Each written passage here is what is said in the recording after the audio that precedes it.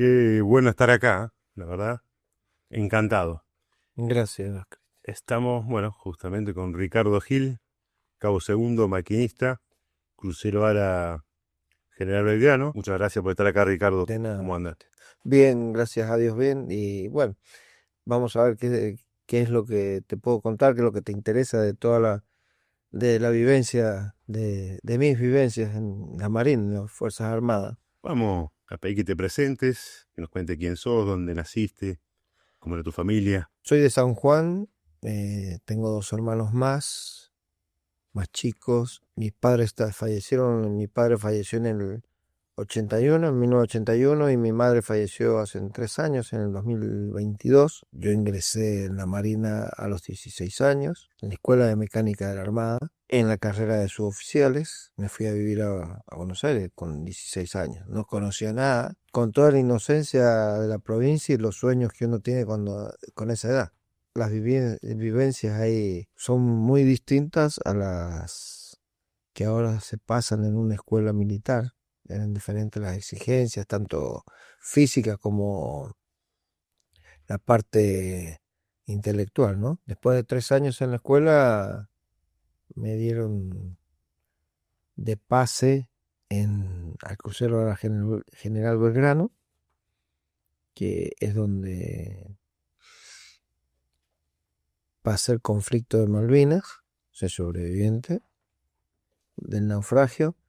Luego estuve todo lo que restaba del 82 hasta el 83 en Infantería de Marina, en un batallón de Infantería de Apoyo Logístico, como mecánico, y lo que quedaba el 84, que fue cuando me vine de baja, se me finalizó el contrato, en la base naval Puerto Belgrano. Eso es resumidas cuentas, Es ¿no? un buen resumen. Bueno, vamos un poquito atrás en el tiempo. Naciste en San Juan, Sí, San Juanino. muy lejos del mar. ¿Qué generó esa vocación o ese interés por la fuerza? Conocí un cuñado de una tía mía, él era enfermero, trabajaba en la mercante. Lo que él contaba, las vivencias en el mar, todo lo que recorría, lo que conocía, países, esas historias fueron alimentando mi sueño de agarrar, de aventura, se puede decir, que uno a la edad de 16 años lo tiene muy vivo. Ya, tiene ganas de salir de su ciudad natal, un montón de cosas. Son sentimientos que, bueno, hay algunos que no les interesa, pero a mí me parecieron muy importantes. Así que decidí agarrar y inscribirme en la escuela. Yo estaba cursando tercer año de escuela industrial, y escuela de ingenieros Rogelio Boero en San Juan. En el ciclo básico todavía no definíamos la carrera técnica. Decidí inscribirme, rendí para poder ingresar en la escuela y aprobé el examen, tanto físico como intelectual. Después hicieron un psicotécnico en la escuela de mecánica y me tocó el escalafón maquinista. Previo a esto, cuando lo comentaste en tu casa, ¿te acordás? Tus Soy padres. el no, por ejemplo, todos los papeles para inscribirme, todo eso lo hice sin que mis padres supieran, que dentro de todo venía bien en la escuela técnica. Cuando terminé los papeles, los tenía que firmar mi padre y mi madre para presentarlos en la delegación naval allá en San Juan. Entonces, mi madre no quería, no le gustaba mucho la idea de que yo me fuera a la Marina. Mi padre me firmó, terminó firmando mi madre también, así que bueno, me presenté a rendir. Después no tuve más problemas, no quería que me fuera de San Juan tampoco mi madre, así que... Todo un desafío. Sí, sí, sí, porque las madres, vos has visto, son protectoras que no quieren que los niños, los nenes o los hijos se les vayan del lado. Entonces, bueno, eso era lo que sucedía. Ya que me iba a ir a Buenos Aires, que Buenos Aires era peligroso, que una cosa, que la otra, un montón de peros. Y bueno, pero lo mismo, me terminé yendo. Cumplió nomás. Sí, Y bueno, me decías que ese ingreso fue en la Escuela de Mecánica de la fue Armada, en la ESMA. en la ESMA, Ujú. exactamente. ¿Cómo fueron esas primeras semanas, primeros meses? Salimos de San Juan, en tren nos fuimos. En San Juan subieron chicos de La Rioja, pasamos por San Luis, perdón, Mendoza, San Luis y así sucesivamente hasta que yo llegó a Buenos Aires, el tren en sonda. O sea que un tren pura y exclusivamente para nosotros. Llegamos a Retiro, ahí nos estaban esperando colectivos para abordarlos. Fuimos de ahí de Retiro hasta la escuela de mecánica. Bajamos en una calle del costado, no recuerdo bien ahora el nombre, y ahí estuvimos esperando, formados a ir ingresando por nombre y número de documento, íbamos entrando a la escuela, ¿no? Y por provincia. Lo primero que hacían era te vacunaban, análisis de sangre, o sea, extracción de sangre, te cortaban el pelo, tenías que entregar todo lo que vos llevabas de ahí, te iban dando una medallita con el número de rol, que se llamaba, era una identificación, tenía el número de batallón, que era el primer número, segundo número era el de la compañía, tercer número de la división, y después te daba, era 121, 13 tenía yo, el número 13 era el de la ubicación o número de identificación dentro de la división. Tenía primera división, número 13. En ese interín, los primeros días, te entregaban la ropa, bolsa de equipo, bolsa de cama, la manta, los borceguíes, medias, todos los elementos de aseo. Bien, esto en el año 79. 79. Sí. Bien. ¿Se escuchaba algo de Malvina? Nada, no se escuchaba absolutamente nada, nada, nada. Nada. No, nada. No, ¿Había algún conocimiento previo? no, no, no. No, no. Sobre la guerra no se supo nada. Nunca. En los 3 años de escuela nosotros no sabemos nada. O sea, lo que te enseñaban, por supuesto, que cualquier persona lo sabía. Claro. Pero de lo que era de la guerra, de retomar las Malvinas, todo eso, no. Para nada, para nada. No era hipótesis de conflicto, digamos. No, no, no, nada que ver. Y el primer contacto con el agua. Lo digo así bien en criollo teniendo en cuenta tu procedencia. ¿En qué sentido con el agua? Con alguna embarcación. No, no, eso.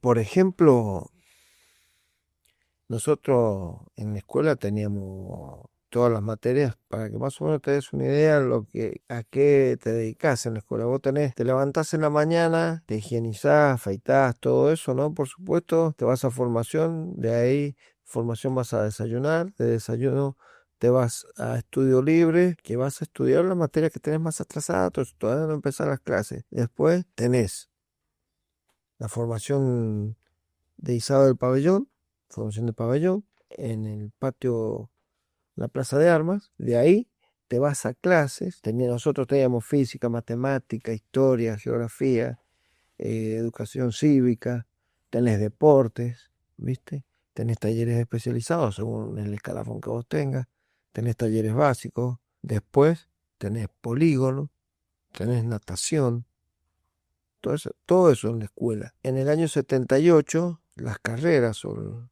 las especialidades que tenían 3 años se decidió hacerla corrido en la escuela. Pero las dos promociones antes a la nuestra, que sería la 77, ellos hacían el primer año en la escuela, segundo año en Puerto y después terminaban segundo y tercero en la escuela. Nosotros nos hicieron diferente. O sea, la promoción 78 y 79, de ahí para adelante se decidió hacer todo en la escuela y después te daban pase. También hubieron carreras, o sea, promociones que entraban, hacían 5 años sobre el escalafón, salían como cabos principales, pero eso fue muchísimos años antes. La nuestra, vinimos a conocer un barco, un buque de guerra, cuando egresé, cuando me dieron el pase. Terminamos de estudiar 79, 80 y 81, fines del 81, nos dieron pase y ahí vine a conocer el crucero. Fines del 81. Sí. En segundo año nos dieron un paseo para conocer el Irizar, ¿viste? Pero fue una excursión como la que le hacen los civiles, así fuimos a ver el Kine, el Murature y el Almirante Irizar, que tenían un motor desarmado del Irizar, pero nada más. ¿Y en qué puerto estaban, te acordás? En el puerto de Buenos Aires. Ah, Puerto de Buenos Aires estaban el Kine, el Murature y el Irizar. bien, bueno. Entonces llegamos a fines del 81. Ese pase es a Puerto Belgrano. Puerto Belgrano al crucero. Y contame ahí esa sensación cuando Sí, fuiste. uno lo ve y dice, bueno, son muchas cosas, ¿viste? Muchas emociones, porque imagínate, 19 años, llegás, sos el nuevo, sos el más cola, porque hay cabos segundos, de ahí hasta los conscriptos son más antiguos que vos por el tema de que Más grande de edad. también, y la antigüedad en el buque, ¿viste? Vos llegaste, tenés cuánto, un día, 2 días, entonces te hacen, en cierta forma, pagar, se puede decir, el derecho de piso, te hacen algunas jodas, todas esas cosas que son normales. Es lo mismo pasa en una fábrica, un trabajo nuevo, vos desconoces totalmente la operatoria del lugar y bueno, todo eso te tenés que ir acostumbrando a los horarios de la comida, a los lugares de formación, zafarranchos de abandono, zafarranchos de combate. Tenés que empezar a conocer, vos venías conociendo a tus compañeros, venías conociendo quiénes eran superiores a vos, quiénes eran tus subordinados. Todo eso tenés que empezar a conocer. Es una adaptación que no es de un día para el otro, ¿viste? Exactamente. Después, la primera navegación. Disculpa, aprovecho que nombraste zafarrancho. Contanos qué es zafarrancho y qué tipos hay de zafarrancho. Bueno, en el crucero teníamos el zafarrancho de combate, que es una práctica de cuando el buque va a entrar a combatir con otro o llega a una zona preparado para combatir. Yo estaba si bien mi división y mi puesto de tarea normal en navegación común era en las turbinas a vapor de proa, el lugar mío de puesto de combate era en la máquina de popa. Nosotros estábamos en la máquina de proa, que es la que está del centro hacia adelante, el buque hacia la proa. ¿Y ahí tu función? Era controlar la bomba de alimentación a las calderas, mantener la presión constante de la bomba de alimentación Ese sería zafarrancho de combate. de combate, sí. Bien. Y el zafarrancho de abandono, cuando vos pasás a formar la tripulación del buque, vos te dan un número de balsa para cuando, con lo que pasó, ¿no? En el que tenés que abandonar el buque en caso de hundimiento. Las balsas salvavidas, ¿no? eh, Te dicen todo lo que tenés que llevar, te instruyen cómo tenés que ponerte el chaleco salvavidas, qué es lo que tenés que llevar, después de cuántas horas puedes tomar agua, de comer, todas esas cosas. Y los dos zafarranchos los hacían en cualquier momento del día, en cualquier momento de la navegación, y se cronometraba. Claro, encima con una tripulación tan Sí, grande. sí, pero llega un momento que te organizás de tal forma, lo tenés que cada vez tardas menos. Claro, sí, sí. Sabes por dónde tenés que ir hacia la balsa, por dónde tenés que circular, porque no sé, los pasillos tienen un solo sentido de circulación en esos momentos. Cuando estás normal, andás, o que no es zafarrancho, podés circular por los pasillos, ir y venir por el mismo pasillo. Pero cuando suena zafarrancho, sí o sí tenés que respetar la circulación. Ya se corta la luz, se apaga, se pone luz roja, muy tenue, para que no moleste la vista, porque hay veces que estás durmiendo y si te prenden las luces o apagás, el que viene de una zona muy iluminada, al encontrarse a oscuras, queda ciego, se ciega, ¿no? Y el otro que y viceversa, ¿no? O sea, que está en una zona oscura y se lleva por las luces muy fuertes, también se ciega. Entonces se ponen luces rojas para que no dañe la vista, para que vos te acostumbres, puedas circular bien. Y nosotros, como hacíamos patrullas de los termotanques y todo eso, de agua caliente y todo a oscuras, de noche cuando estás en puerto, si bien el buque está detenido, están amarrados, al no navegar, pero tenés que mantener aguas calientes, vapor en las cocinas, todas esas cosas. Nosotros andábamos por el buque a oscuras, lo conocíamos al buque a oscuras, ¿viste? Sabíamos dónde estaban las puertas, porque tenés las mamparas, que es para que no pase el agua de un lugar a otro. Sectorizado sería. Claro, sí, todo eso sectorizado,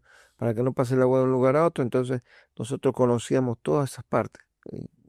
Ya nos costaba menos ir hasta donde teníamos que ir. Bien, y para ordenarlo cronológicamente, llegás a Puerto Belgrano fines del 81. Sí. Entre fines del 81 y Principio del 82 de abril hicimos una navegación. Bien, a esa iba. Esa navegación fue la primera que tuvimos. Bueno, ahí te das cuenta que es navegar, o sea, la primera vez, ¿no? Hay algunos que se descomponen, que les hace mal, otros que, gracias a Dios, yo lo soporté bien. Nosotros estábamos, las máquinas, estábamos una cubierta debajo de la línea de flotación, que ya es un piso, debajo de la línea de flotación. Entonces no te enterás mucho de lo que pasa afuera. Bien, el movimiento en esa parte del barco. Y se siente el movimiento, pero no es lo mismo que cuando que más arriba.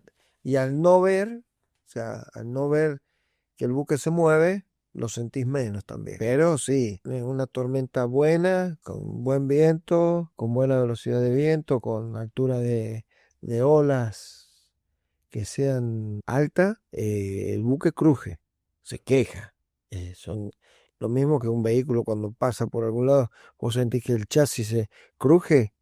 Bueno, lo mismo le pasa, es material, ¿viste? Es hierro, acero, así que ¿Te acordás dónde fueron, qué recorrido? fuimos a Ushuaia, de Puerto Belgrano, fuimos a Marin, de Marin de ahí zarpamos, fuimos a Ushuaia, entramos al canal de Beagle, todo eso, nos acompañaron los chilenos, entramos a Ushuaia, estuvimos 2 días, 3 días, no recuerdo cuánto tiempo estuvimos ahí, y de ahí zarpamos otra vez, fuimos a Marin, de Marin íbamos a entrar a Mar del Plata, no pues, se pudo entrar. Llegamos a Punta del Este. En Punta del Este estuvimos ahí en la bahía, no bajamos, porque el calado del buque no lo dejaba entrar a puerto. Así que se arrimaron algunas lanchas, desembarcaron algunos, otros no desembarcamos, y ahí salimos de vacaciones. Ahí salen de vacaciones. Sí. Más o menos fecha, enero, febrero. Por ahí, sí, más o menos. Bien, Sí, porque en marzo ya estábamos todos otra vez. bien. ¿Viste a tus padres? Sí, a mi madre, a mi madre. Mi padre ya había fallecido, ya estaba fallecido, no había fallecido en marzo del 81. Ah, cierto, creo. Hace un año. Sí, 30 días de vacaciones nos tomamos. Nos dieron 30 días. Y bueno, después volvimos. El buque estaba en reparaciones. Se había hecho el levantamiento de turbinas. O sea, se desarman las turbinas de vapor. Se desarmaban los condensadores. Se limpiaban. Lo que era calderas también. Todo eso. Todo el Mantenimiento. Sí, mantenimiento. Bueno, ¿y cómo te sorprende el 2 de abril? ¿Cómo te enterás? Estábamos viendo, porque la dársena, nosotros compartíamos dársena con el portaaviones. Estaba primero el crucero, atrás nuestro, hacia popa estaba el portaaviones, enfrente estaba la Santísima y la Hércules, Santísima Trinidad y la Hércules. Días anteriores, ¿no? Al 2 de abril, vimos que estaban embarcando tropas en la Santísima y la Hércules, y estaban embarcando los anfibios y también tropas en el San Antonio. ¿Era una actividad normal? No. No era. Nosotros no sabíamos qué era, no se sabía nada. Vimos que estaban embarcando, estaban subiendo pertrechos, subiendo camiones, subiendo vehículos, todo eso. Zarparon los buques, no sabíamos si iban a Buenos Aires, a dónde se iban. Y el 2 de abril en la mañana, pues nos formaron en la dársena, a la orilla del buque, nos formaron y el comandante nos informó que se habían recuperado las Malvinas y que el primer héroe había sido Giaquino. Pedro Giaquino. El primer héroe de Malvinas había sido, o sea, el fallecido, el primer caído había sido Giaquino. Y había que, en ese momento, a full, ya no era con el ritmo habitual, ¿viste? De que teníamos un mes o más tiempo para hacer las cosas, no. Había que agarrar, terminarlo más rápido al buque, tenemos que hacer las cosas con más cuidado y más rápido, porque ya teníamos fecha de zarpada. Ya tenían fecha. Sí, ya nos habían dicho que teníamos tantos días para terminar de armar el crucero. Y ahí estando, bueno, ahí en la fuerza, ¿no? ¿Qué sentiste? ¿Cuáles fueron las sensaciones cuando te enteraste de la recuperación de las islas? Te pones contento porque lo que es un anhelo que chiquito, a uno le dicen que las Islas Malvinas son argentinas, es algo un logro, ¿no? Y que uno de poder participar de eso, que tanta gente o tantos habían querido llegar a hacerlo y todo, son Una sensación de orgullo, por supuesto. También te subís al barco y vos empezás a navegar y sabes que en cualquier momento, bueno, pasó, ¿no? Inclusive te podían atacar, sos vulnerable a los submarinos, porque el crucero era vulnerable a los submarinos. Y que si bien la Argentina estaba bien equipada, en la parte militar, los ingleses tenían mayor experiencia que nosotros. Eso lo sabía, Sí, todo, eso lo tenía claro. sí, sí, lo teníamos clarito, se tenía claro. Eh, lo que no se sabía que bueno, los chilenos iban a terminar, que también se imaginaba, se deducía, porque las diferencias limítrofes que tenían con la Argentina siempre estuvieron de por medio, que iban a colaborar de la forma que colaboraron con los ingleses y, y varios países más, ¿no? Exacto. Pero bueno, en el momento de que nos dijeron de que se habían recuperado las Malvinas, sentimos lo mismo que lo que expresó la gente en la Plaza de Mayo cuando habló el presidente, ¿no? Galtieri, que dijo que se habían recuperado las Islas Malvinas. Fue una ovación total, nosotros tuvimos alegría, todo, un momento de alegría, todo, pero después había que mantener eso, ¿no? Y bueno, Exacto. Bueno, y una vez ya en el buque, ¿no? Una vez que zarpa hacia el sur, ¿te recordás el ánimo de los compañeros? ¿Qué se que escuchaba en el buque? hay que darse cuenta de que nosotros los entrenan para eso. Tú cuando te subís a un barco no te puedes poner triste porque la tristeza la contagias. No te puedes poner eufórico porque también se contagia. Y la tristeza, el miedo, la euforia, todo eso te lleva a que te equivoques muchas veces en tu trabajo. Tenés que controlarte, tenés que tenés que mantenerte tranquilo, lo más tranquilo posible y hacer tu trabajo bien. Porque si vos te equivocaste, no solo te estás equivocando vos, sino que estás haciendo que falle no tu trabajo, sino que falle el funcionamiento del buque y podés ocasionar una catástrofe. Exacto. Eh, si vos en un buque, ponele un enfermero o un dentista, porque llevábamos dentista, llevábamos enfermero, todo eso, te hace mal una curación, no tenés la posibilidad de decirle andate a tu casa, que va a venir otro a hacer tu trabajo, no. Tenés que curarlo para que esa persona siga trabajando y siga trabajando bien.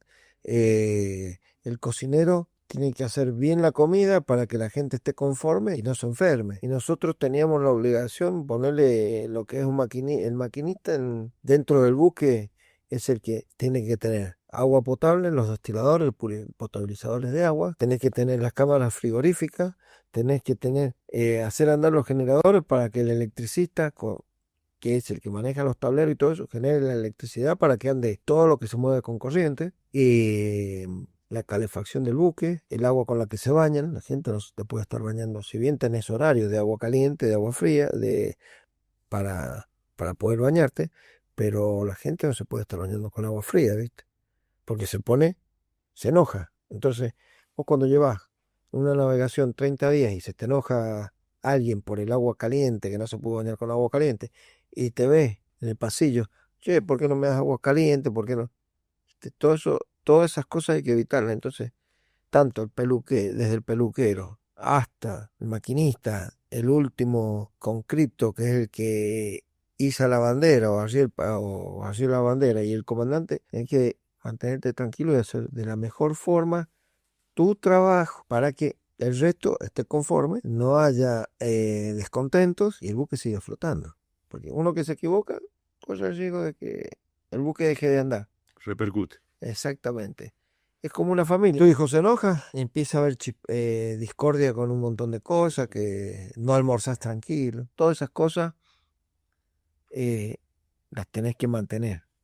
El mismo espíritu de equipo, el mismo espíritu de cuerpo que hay en puerto, tiene que existir en navegación. Y vos tenés que ser consciente que te puedes equivocar, pero se tiene que solucionar y ser lo suficientemente consciente y responsable de decir, hice esto mal. Entonces, lo solucionás. Lo soluciona otro o lo puedes solucionar vos. Es así. Bien. Ahí recién mencionaste espíritu de cuerpo. En relación a esto, ¿cómo era tu relación con los superiores? Buena, buena. Porque vos tenés, nosotros éramos cabos segundos en el primer año, nuevitos, segundo año, ¿no? Porque nuevitos, con toda la inexperiencia que tenés adentro de un buque. Había cabo primero, vos en los sollados de las divisiones te dormías con cripto, marinero, cabo segundo y cabo primero, todos juntos, ¿viste? No sé si vos has visto las películas de los buques yanquis de la Segunda Guerra Mundial, que son todos camitas juntas. Sí. Bueno, así. No es como los buques nuevos que hay de sollado de cuatro. No, ahí éramos todos juntos. Así que tenías que tener una buena relación. A vos te dicen, haga esto, tenías que hacerlo, ¿viste? No, no había discusiones porque no te pedían tonteras. No te pedían tonteras. Sabías que tenías que hacer tu trabajo, lo tenías que reportar. No era que te iban a pedir una cosa de otro mundo, no, no. Bien. Todos éramos lo suficientemente responsables como para poder realizar las tareas, no, no, o sea, tareas normales, no había nada raro, ¿no? En un pase es muy diferente a una escuela. ¿Alguna anécdota que recuerdes en el buque antes del 2 de mayo? Mira, nosotros, por ejemplo, eh, en el crucero siempre se hacer- sabemos ser trueque, a veces, viste, les estiramos un poquito más, a lo mejor el agua caliente a los cocineros cuando se iban a duchar o algo así. Para, bueno, te dejamos 5 o 10 minutos más de agua caliente, viste, a los cocineros. Sí, después voy a tal hora y busco, me das un poco de hierba, alguna. Perdón, tengamos en cuenta que ustedes manejaban el tema del agua. Sí, nosotros manejábamos el tema del agua caliente, el agua fría. Y de ahí viene la anécdota, claro. Pues, Ahí está. o sea, todas esas cosas, viste.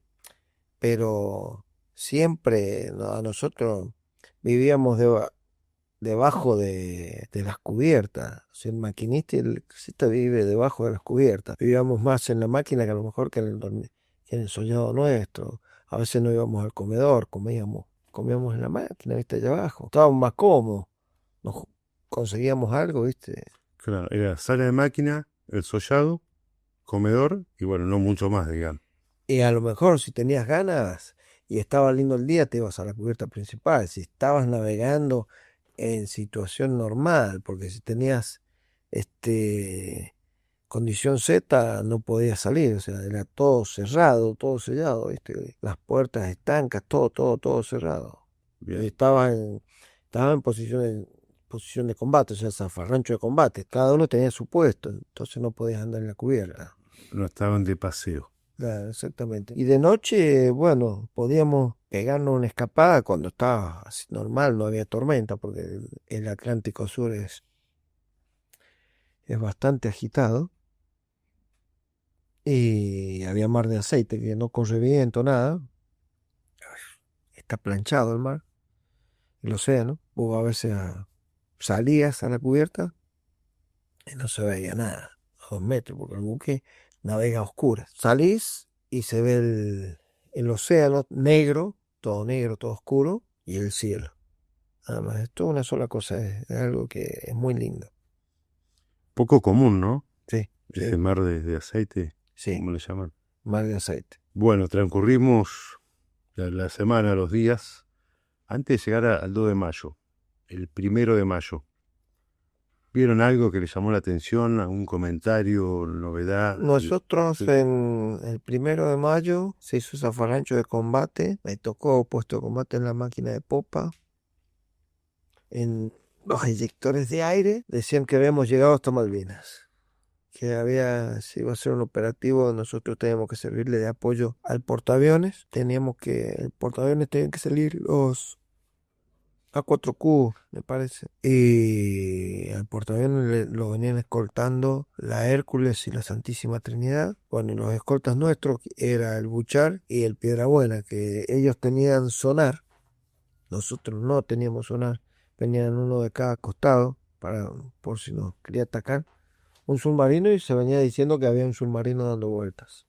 Bien, había sido percibido ya por... Sí, sí, se había corrido el comentario, el rumor de que había un submarino dando vueltas, que no sabíamos a quién iba a atacar. Eso duró hasta la tarde, duró el 1 de mayo.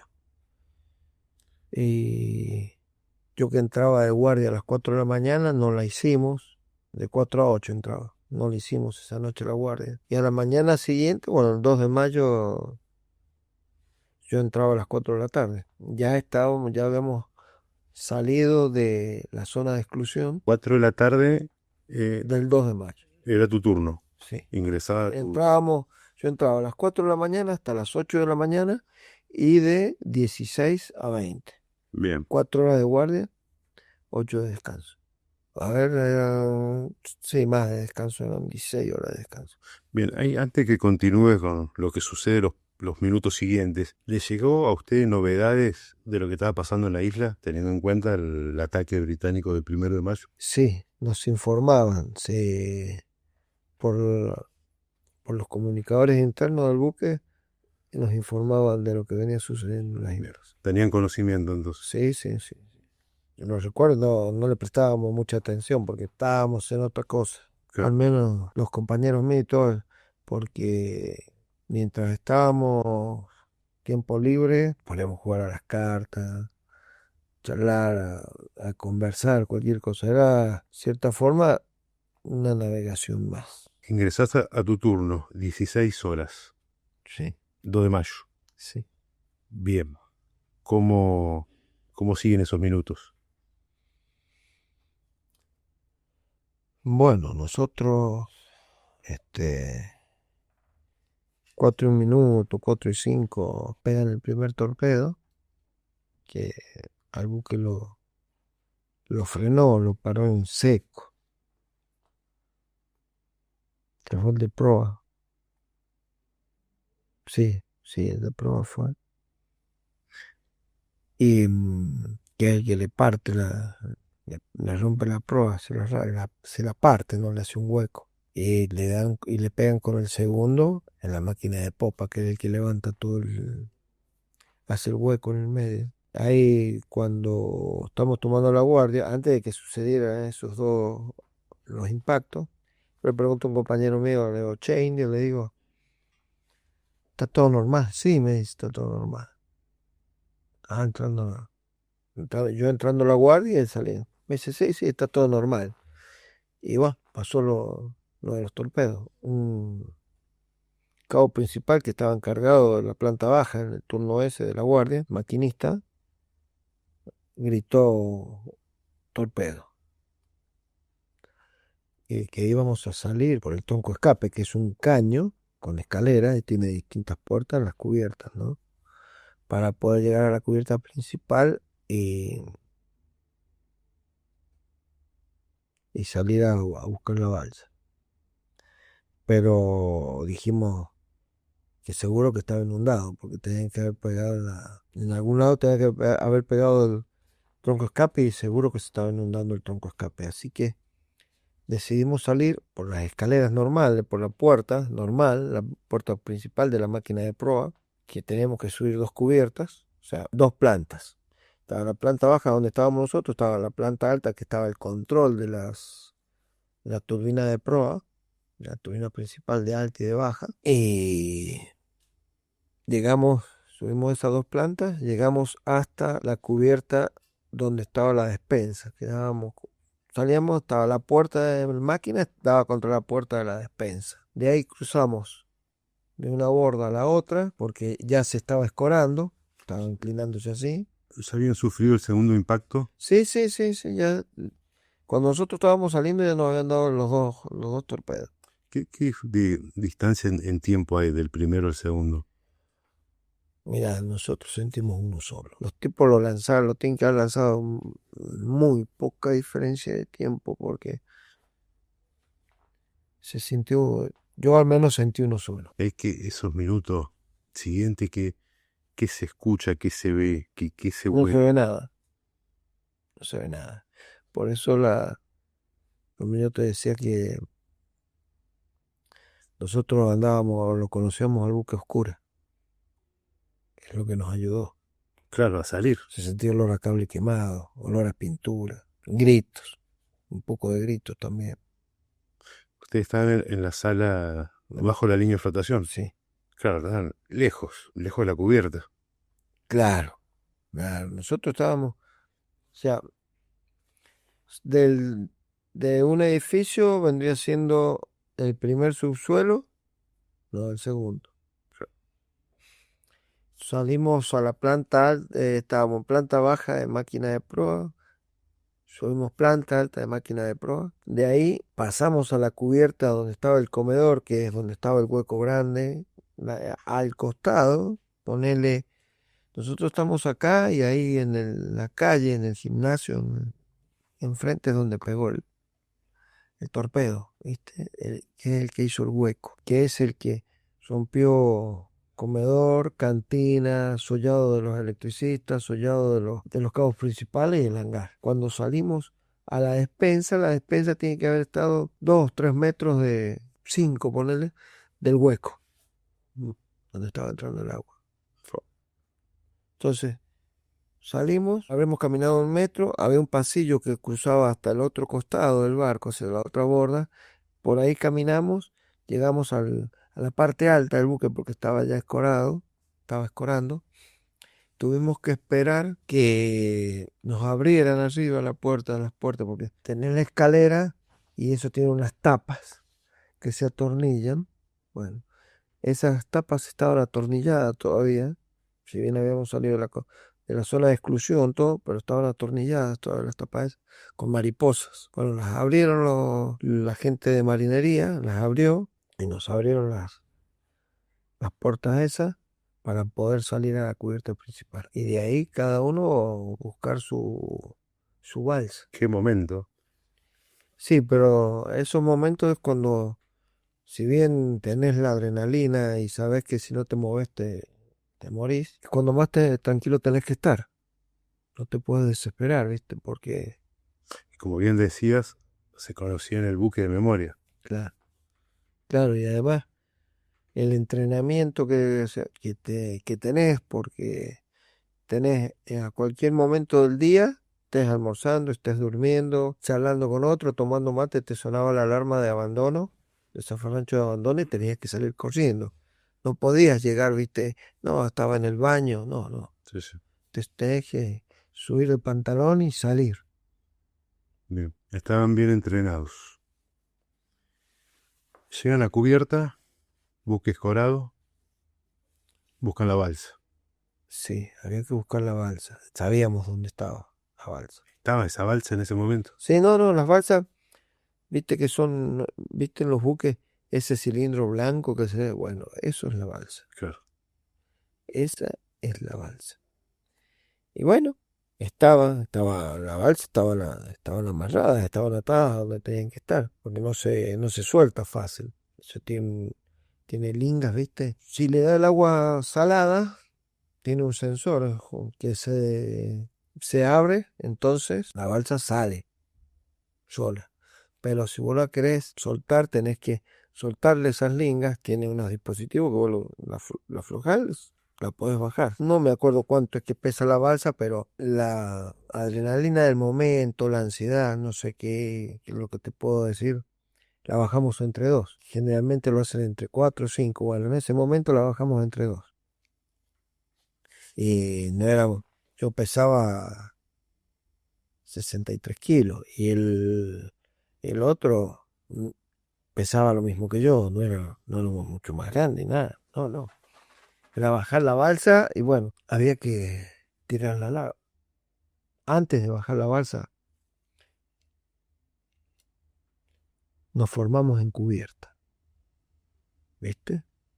Porque hay un protocolo que Vos antes de hacer abandono del barco te tenés que formar en cubierta y el oficial de guardia te tiene que autorizar a hacer el abandono del barco, del buque. Y me acuerdo que estaba el puente, el oficial de guardia decía que nadie abandonara el barco hasta que la gente de control de avería no diera el informe de los daños, ¿viste?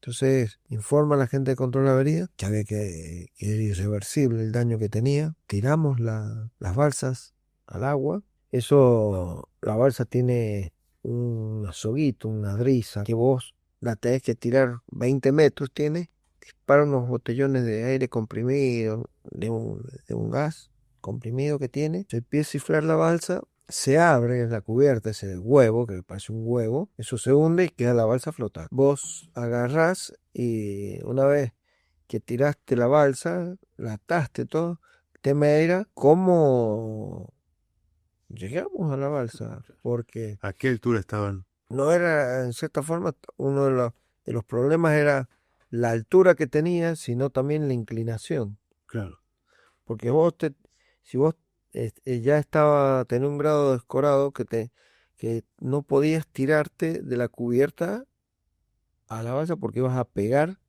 claro. en el costado del buque. Entonces agarraron, ataron una soga, un cabo, a un montaje, a un cañón de 5 pulgadas antiaéreo, lo ataron y lo tiramos por el costado.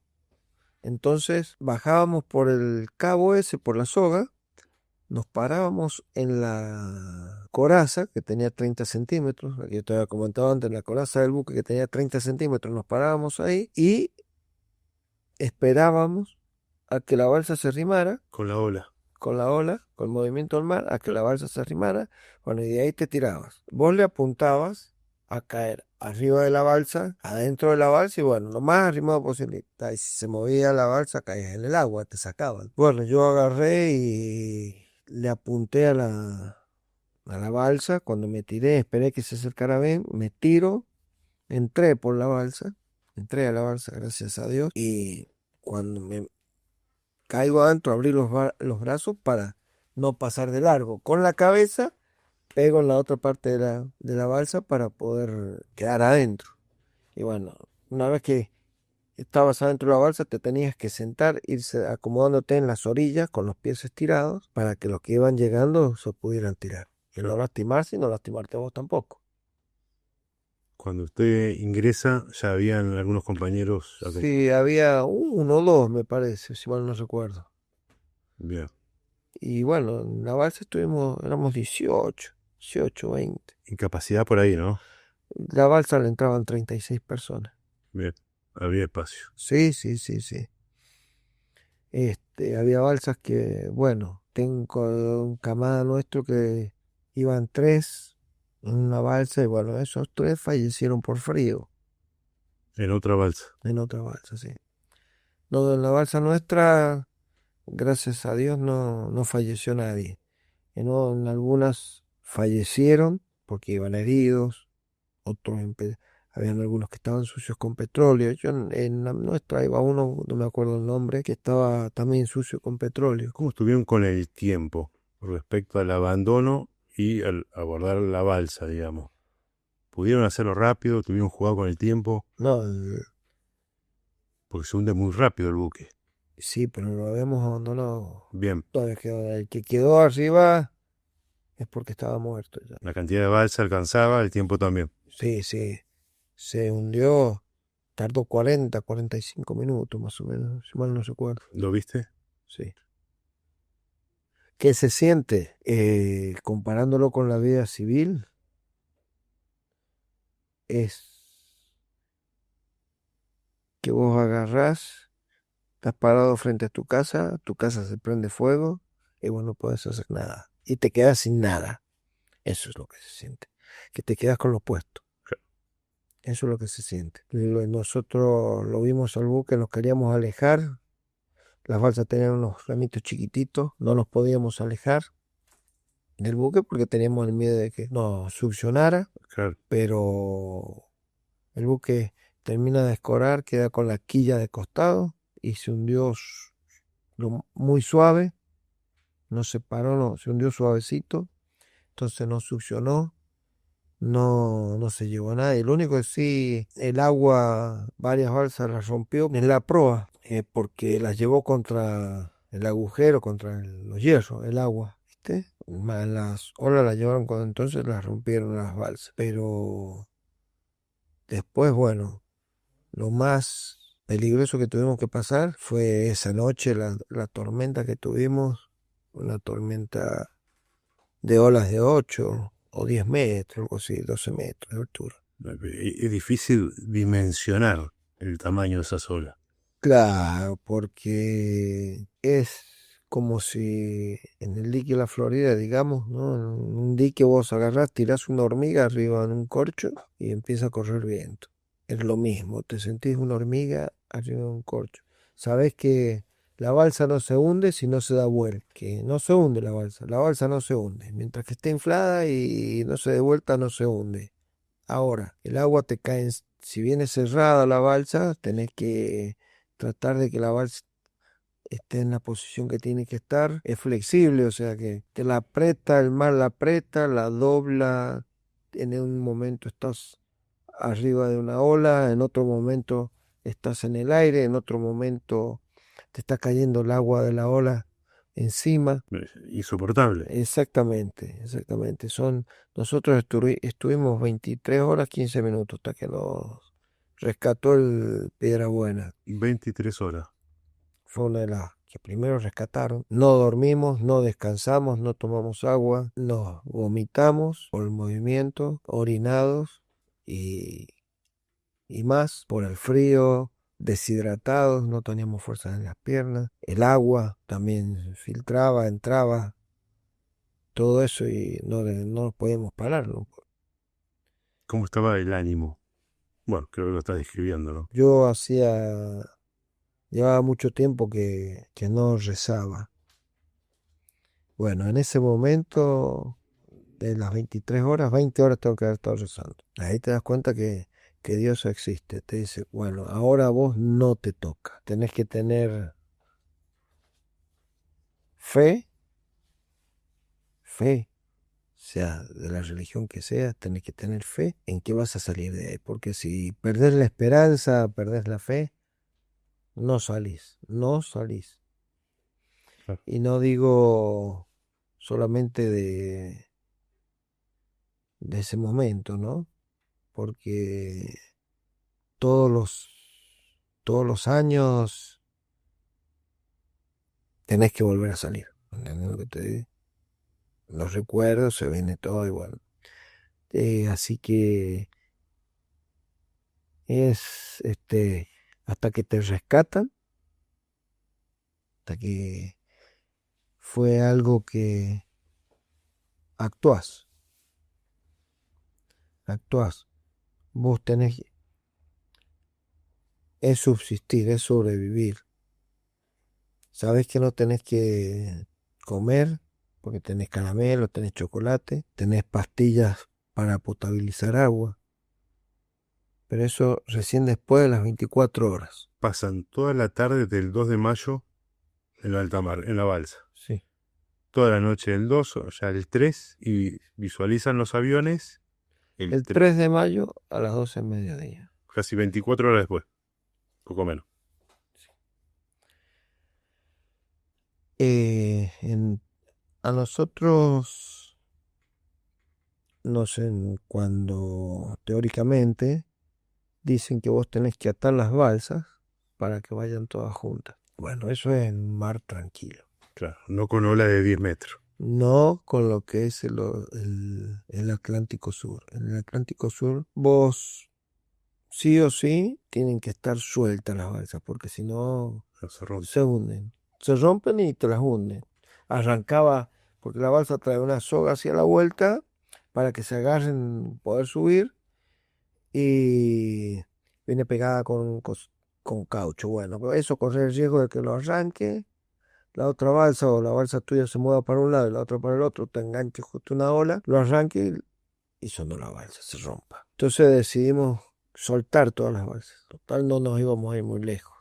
Si no, no teníamos remo, no teníamos nada, no nos íbamos a ir muy lejos. Así que, bueno, A medida que pasaban las horas, las otras balsas, no ves nada, no las ves, no las ve. no las ves. Claro, por ahí, por la sola, capaz que está a poca distancia. Vos la podés tener a 10 metros la balsa, pero no la ves. Claro. Y oscurece, no me acuerdo si eran 5:30, 6 de la tarde, y ya estaba oscuro, ya se acabó el día. Y el agua, el mar, una tormenta, la película Tormenta Perfecta, sí. Así que bueno, había que pasar, eso es lo que quedaba de tarde, pasar la noche y esperar a que nos rescataran al otro día. Cuando subimos a la balsa vimos el Buchar y el Piedrabuena a lo lejos, en el horizonte los vimos, pero bueno, pensamos que nos iba en un rato, en un par de horas ya estábamos arriba del buque, tranquilos.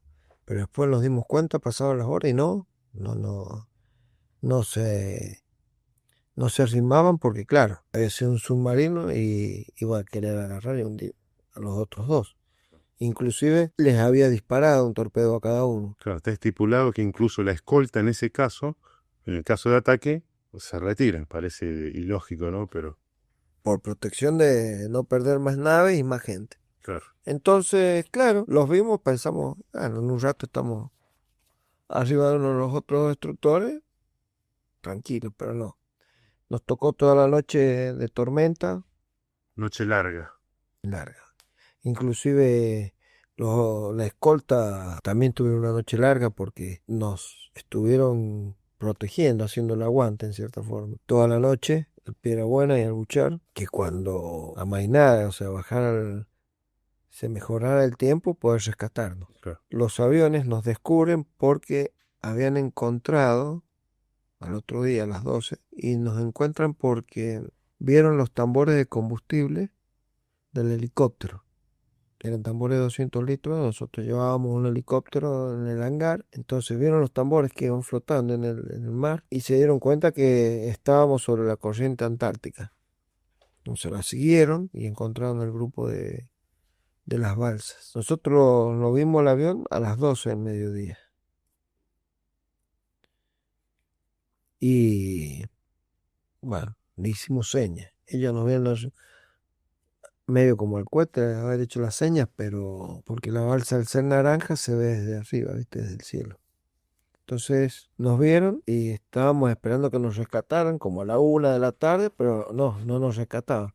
¿Qué pasaba? El submarino todavía seguía abajo, tiraron sonoboyas para ubicarlo al submarino, entonces el submarino se fue y ahí pudieron hacer el operativo de rescate, ya que estaba el Piedrabuena, el Buchar, estaba el aviso del Gurruchaga.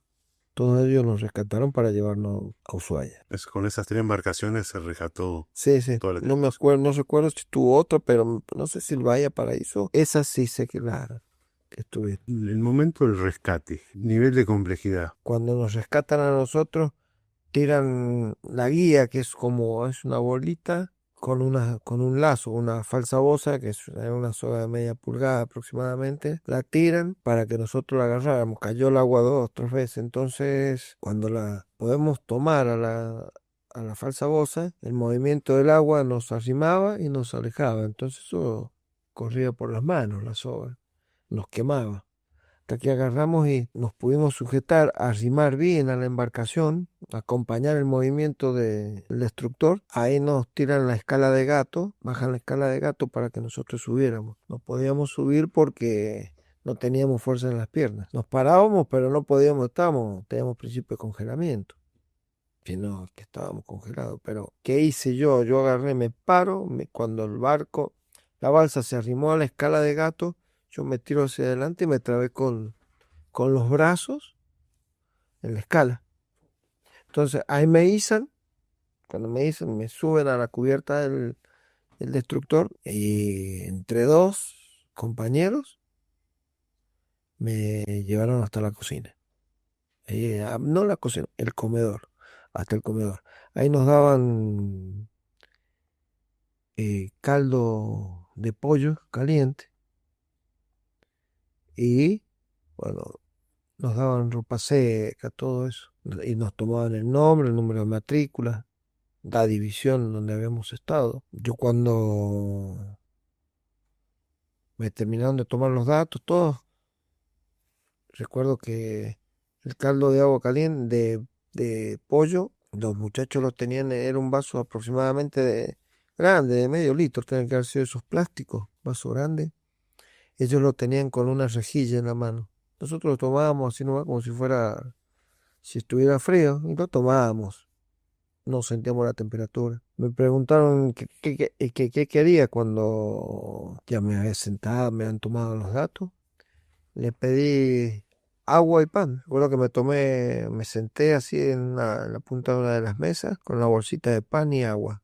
Y tomé 5 litros de agua. Y tiene que haber sido 1 kilo de pan más o menos. Despacito así, tomando y comiendo. Y bueno, me fui compañero me llevó a la cama, me prestó la cama del cantinero, que pues, en Argentina es un kiosco que tiene adentro del barco, ¿no? Fui, me acosté a dormir ahí y tengo que haber dormido, no sé, 12 horas, 13 horas. Mm, Porque lo que menos querés es estar despierto, porque vos pensás que vos cuando subiste al buque, te sacás la ropa que llevas puesta, te dan ropa, cualquier ropa. El chaleco salvavidas, lo tiraste. No hay suficiente cantidad de chalecos. En caso de que lo ataquen al barco ese, no hay suficiente cantidad de chalecos salvavidas, no hay suficiente cantidad de balsas, nada. Entonces, si lo atacan y lo hunden, Se reducen las posibilidades. exactamente, a más del 50%, Claro. a más de la mitad. Entonces, para no pensar, dije, bueno, agarramos y muchos, ¿viste? La mayoría además con el día, con la noche, agotados totalmente, deshidratados, pasados de hambre, sucios, dijimos, bueno, a esperar a llegar a Ushuaia. Cuando llegamos a Ushuaia, ahí nos estaban esperando nos dieron ropa limpia, otra vez ropa seca, overol de invierno, abrigado, nos dieron chocolate, cigarros, comida. O sea, si bien en los buques comíamos, ¿viste? Pero nos estaban esperando en el aeropuerto. Nos estuvimos esperando íbamos viendo los que iban bajando y los que faltaban, los compañeros nuestros. Claro, imagino el momento en el que empezás. Ahí es lo más triste porque falta este, falta el otro y bueno, nos pusimos a, a esperar a que nos subieran a los aviones. De ahí del aeropuerto de Ushuaia nos fuimos escoltados por unos aviones de guerra hasta la base aeronaval Comandante Espora, en Mayonet. De la base aeronaval Comandante Espora a Puerto Belgrano. Puerto Belgrano nos estaban esperando y nos dieron 13 días de vacaciones para que fuéramos a ver a la familia, todo eso. Después volvimos. Y de ahí cuando volvimos estuvimos en Campo Sarmiento, que es un campo de adiestramiento, esperando a que nos dieran los pases. Y bueno, nos dieron, a mí me tocó infantería, tuve todo lo que quedaba el 82 hasta que terminó la guerra, el batallón de infantería. El 83 y de ahí a la base naval Puerto Belgrano, el 84. En el 84, bueno, ahí en Puerto Belgrano, Sí, de donde salieron, digamos. exactamente.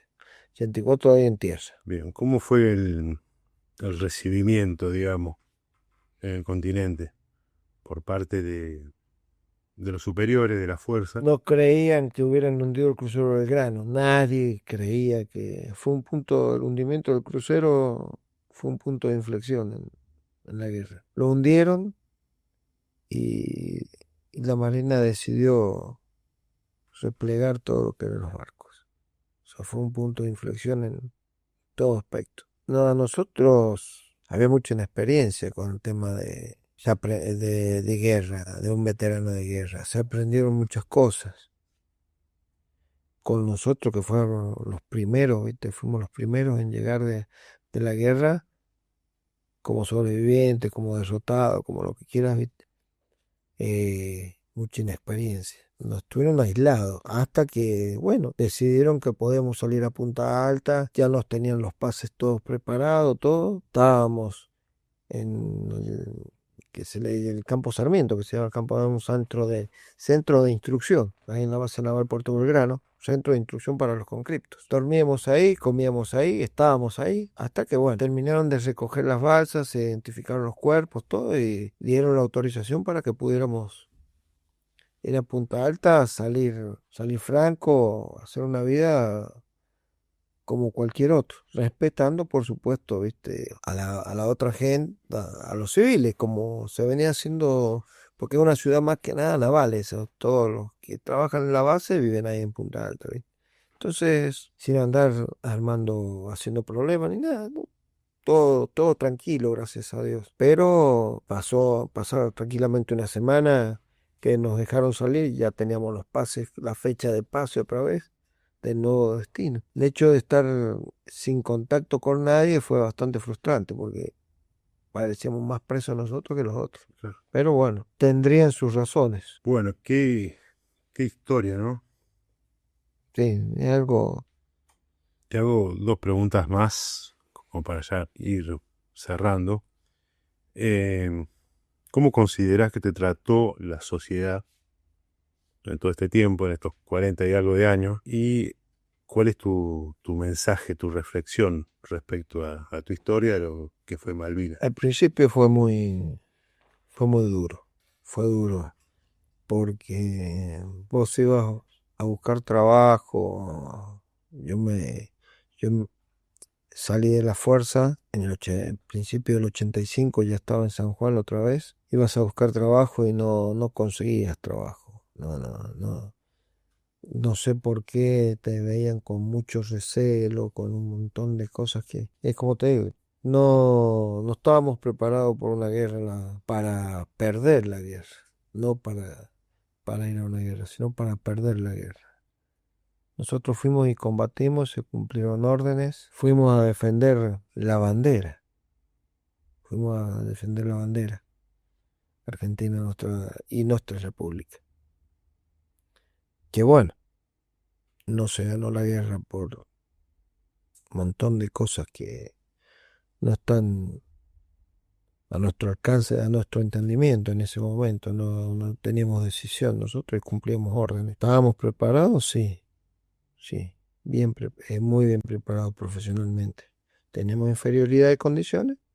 También, pero que sí, profesionalmente estábamos preparados. La gente, como todo, unos te trataban con admiración, otros te trataban con indiferencia y algunos te echaban la culpa de haber perdido la guerra. Y yo trabajé desde el 87, estuve en la parte privada, trabajando hasta ahora mismo. Y muchas veces hay que escuchar comentarios, no sé si es por ignorancia o por ideología, que duelen, que hieren. Y a la gente decirle que si bien se decidió llegar a una guerra en ese momento, se puede, las Malvinas hay que tratar de recuperarlas de forma pacífica. Yo sinceramente no sé cuándo se van a poder recuperar. Tiene que ser de forma pacífica porque ya mis hijos son más grandes de cuando yo fui a la guerra y sé lo que sintieron mis padres cuando yo fui y es muy doloroso saber que uno no sabe si un hijo puede llegar a volver o no. Y no, si bien nosotros vivimos esos momentos, ellos son las generaciones nuevas, son los encargados de seguir con el legado, pensando, no pensando, sino creyendo, porque hay que creer y hay que saber que las Malvinas son argentinas, pero hay que recuperarlas de forma pacífica, no por medio de la guerra.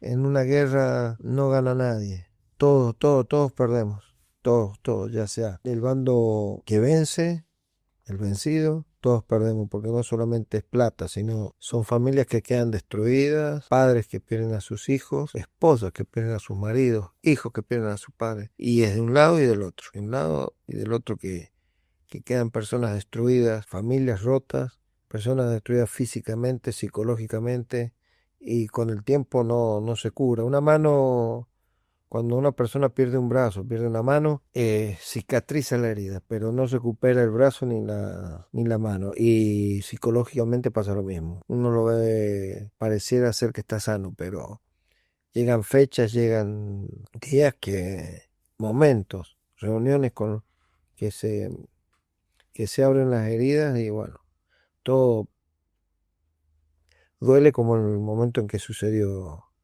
eso.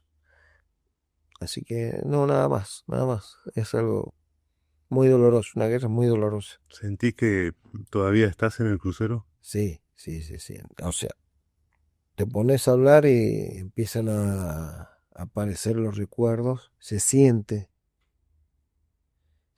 los olores, el ruido, frío, todo se siente. No se borra eso no lo borras, no lo borras.